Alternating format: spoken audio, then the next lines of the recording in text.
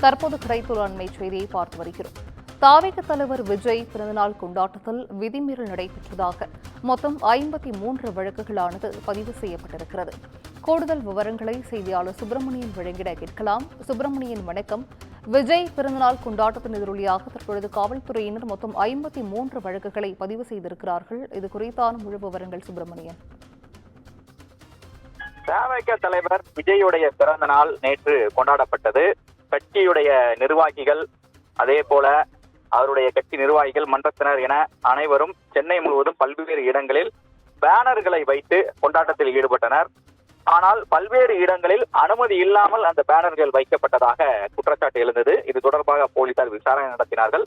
விசாரணைக்கு பிறகு பொது இடங்களில் அனுமதியின்றி மக்களுக்கு இடையூறு ஏற்படுத்தும் வகையில் பிளக்ஸ் போர்டு மற்றும் பேனர்கள் வைத்ததாக சென்னை முழுவதும் 53 வழக்குகளை காவல்துறை பதிவு செய்திருக்கிறார்கள்.